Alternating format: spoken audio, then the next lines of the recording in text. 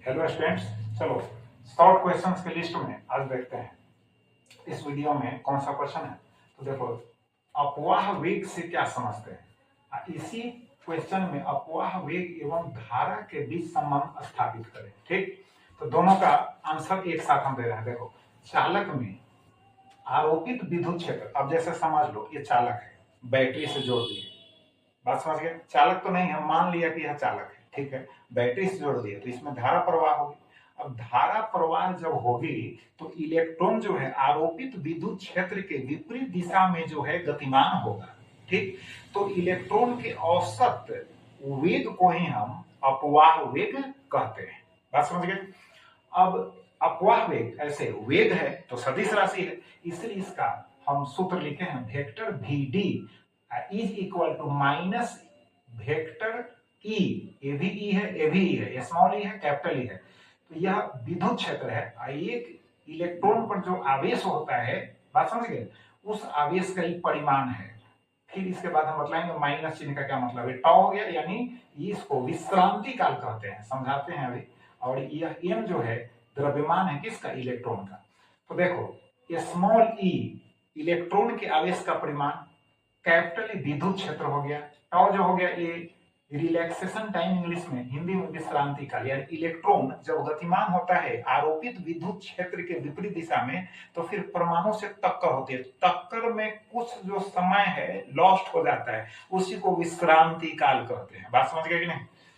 अब देखो, नीचे एम है तो एम जो हो गया द्रव्यमान है इलेक्ट्रॉन का। अब इसका परिमाण लिखेंगे तो परिमाण लिख सकते हो वीटी बराबर, माइनस को हटा दो, तीर का चिन्ह भी हटा दो, ई टॉ बाई एम हो गया। अब माइनस चिन्ह का मतलब है कि आरोपित विद्युत क्षेत्र बैटरी के प्लस ध्रुव से क्या होगा, माइनस ध्रुव की ओर, और इलेक्ट्रॉन चलेगा माइनस से प्लस की ओर। तो इसके लिए माइनस चिन्ह यानी ऋण चिन्ह जो है, ऋणात्मक चिन्ह वहां दिया गया है। अब देखो, विद्युत धारा अपवाह वेग में क्या संबंध है। तो जब देखो इलेक्ट्रॉन इस दिशा में गतिमान होगा, ठीक, तो सबसे पहले हमको मान लेना होगा कि इसमें स्वतंत्र इलेक्ट्रॉन की संख्या कितनी है।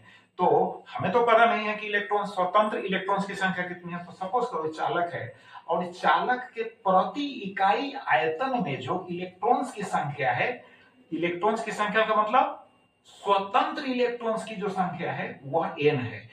ये जो है इसका क्रॉस सेक्शनल एरिया, अनुप्रस्थ काट का क्षेत्रफल है, एल इसकी लंबाई है। तो आयतन कितना इसका कुल हो जाएगा, क्षेत्रफल ए अनुप्रस्थ काट का गुना हो जाएगा एल, इसका संपूर्ण आयतन हो गया। तो इकाई आयतन में एन इलेक्ट्रॉन्स है तो एल आयतन में कितना होगा, एन इंटू एल होगा। एक इलेक्ट्रॉन पर आवेश का परिमाण ई है तो इतने स्वतंत्र इलेक्ट्रॉन्स पर जो आवेश का परिमाण होगा ई से गुना कर देंगे तो ये क्यू हो गया। अब धारा बराबर क्या होता है, आवेश बटा समय। तो यहां से इलेक्ट्रॉन को इस छोर से यहां पहुंचने में अगर स्मॉल टी टाइम लगता हो, स्मॉल टी समय लगता हो टी सेकेंड, तो आई बराबर क्यू बाई टी। अब क्यू का वैल्यू डाल देंगे और यहाँ पर एन ए ई अलग रखेंगे, एल बटा टी को एक साथ कर देंगे तो ये दूरी बटा समय यानी वीडी हो गया। अपवाह वेग का परिमाण हो गया। तो हमें सूत्र मिल गया, एक संबंध मिल गया, विद्युत धारा I बराबर N E A V D. अब इस संबंध से हम ओम के नियम को भी प्राप्त कर सकते हैं।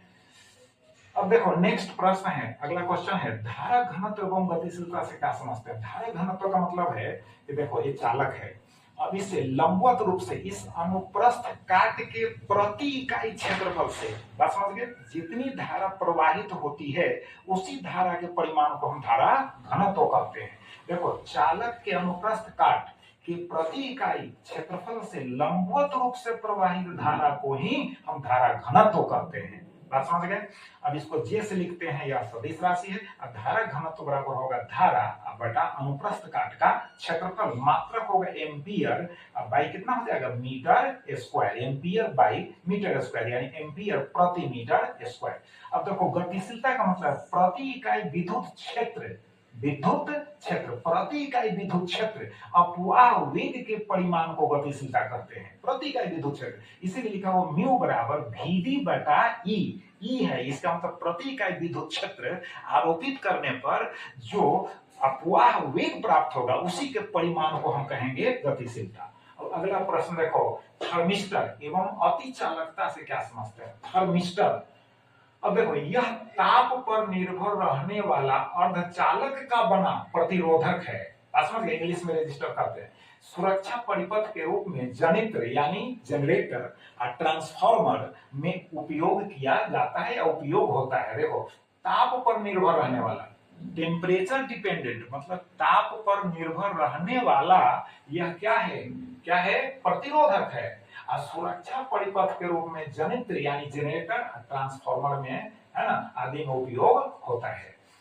अब देखो इसी में लिखा इसका दूसरा भाग है अति चालकता। तो देखो धातु और मिश्र धातु, बात समझ गए, का प्रतिरोध जिस गुण के कारण निम्न ताप पर ऑलमोस्ट जीरो प्रायः शून्य हो जाता है, यानी धातु या मिश्र धातु या ऑक्साइड भी हो सकता है, का प्रतिरोध जो है निम्न ताप पर अगर शून्य हो जाए, बात समझ गए, तो उस गुण को, जिस गुण के कारण ऐसा हुआ, उसी गुण को, उस स्वभाव को, उस प्रकृति को हम कहेंगे, क्या कहेंगे, अति चालकता। उदाहरण के लिए पारा जो होता है, जिसको इंग्लिश में मरकरी कहते हैं, उसका जो ताप 4.2 केल्विन से अगर नीचे हो जाए तो उसका प्रतिरोध क्या हो जाता है, शून्य, प्रायः शून्य हो जाता है।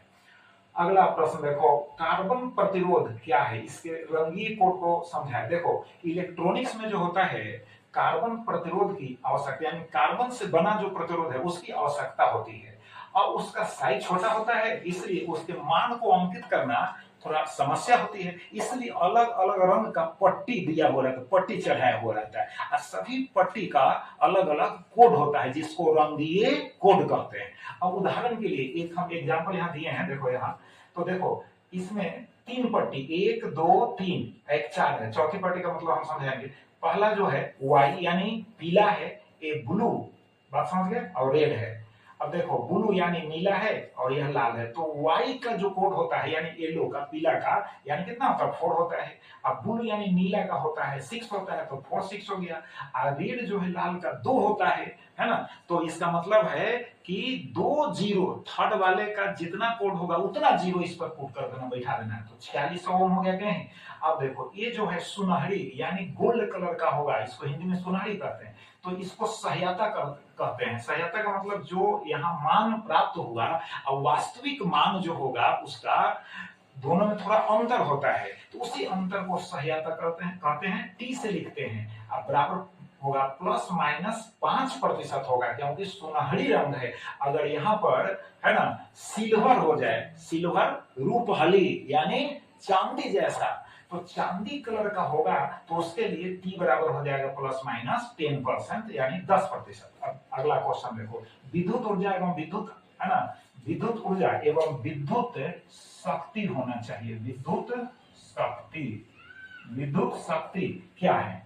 विद्युत ऊर्जा, देखो जब किसी चालक में धारा प्रवाहित होती है तो चालक गर्म हो जाता है, यानी ऊष्मा उत्पन्न होता है। अब उत्पन्न ऊष्मा के रूप में ही हम विद्युत ऊर्जा को मापते हैं, मेजर करते हैं, बात समझ गए।